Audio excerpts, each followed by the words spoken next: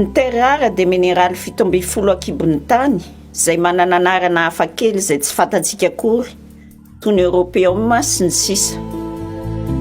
Tokony ho fantatsika nefa fa raha tsy misy ny terre rare dia toy ny miverina tamin'ny taona 1770 sika ary tsy misy fandrosoana mihitsy izao tontolo izao satria izy ireo dia akora ilaina amin'ny fanamboarana ny fitaovana teknôlôjika avo lenta ampiasaina isan'andro toy ny finday, ny solosaina, eny na dia ny lela vola avy amin'ny banky aza. Ny terre rare dia azo lazaina fa soliky ny taonjato fa 120 ary moteran'ny indostria amin'izao fotoana izao. Ohatra fotsiny dia fantatra fa ho potika tanteraka ny indostria any Japon raha tsy misy ny terre rare. Ilaina koa amin'ny fanaovana fitaovam-piadiana maro fampiasan'ny miaramila amerikanina ny terre rare. Noho izany dia tena lafo vidy ary be mpitsiriritra ny terre rare eo amin'ny tsena iraisam-pirenena.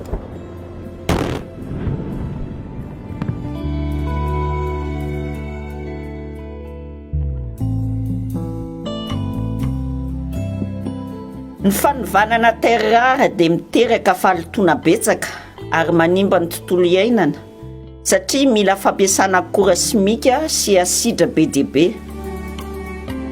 Ny rano avy amin'izany fanovanana izany dia feno potipotin-javatra simika sy radioaktif izay mahatonga aretina toy ny homamiadana sy ny areti-po amin'ny olona izay voakasika izany.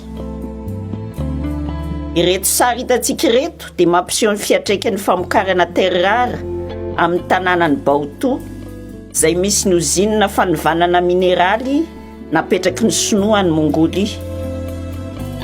Mitovy endrika amin'ny fary ny toerana fanariana ireo déchets toksika avy amin'ny ozinina ary mahatratra 10 km tora-dro ny velarany.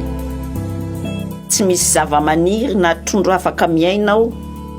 Rava daholo ny tranon'ireo mponina ary misy fofona manaiky tenda izay re hatramin'ny 15 km manodidina ireo ozinina ireo.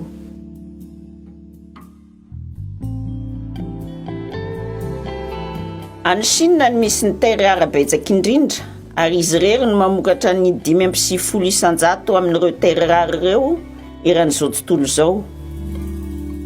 Satria tia notehirizina ny terre rare misy any aminy sady tsy tia no voakasiky ny voka-dratsy avy amin'ny fanovanana azy ireo intsony ny tontolo iainana sy ny vahoakany aminy, dia nanapa-kevitra ny fanjakana sinoa pahahena ny famokarana terre rare any Chine ary atao any amin'ny tany hafa ny fanovanana azy ireo.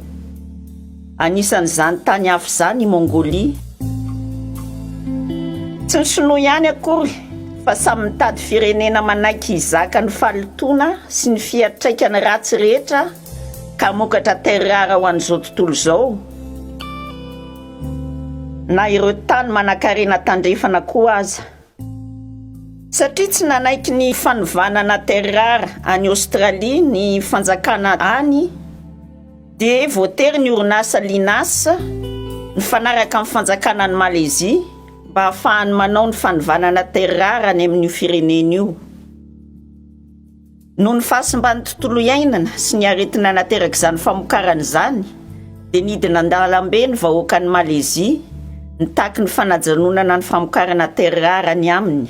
Amin'izao fotoana izao dia ny orinasa sinoa Renewable Earth Malagasy no mikasa hanao essai pilote na andrana fanovanana terre rare ao amin'ny commune Antsirabe sy Ambali ao amin'ny district Anambanja.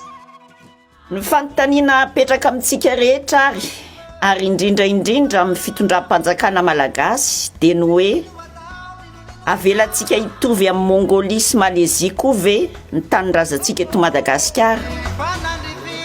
Ary moa ve tsy tokony fampierana tamin'ny vahoaka ho voakasika izany asa fitrandrahana sy fanovanana terre rare izany ny fanapahan-kevitra momban'izany. Antsika rehetra ny mandinika sy mandray andraikitra amin'ny fiarovana ny tanindrazana sy ny zon'om-piarabelona amintsika.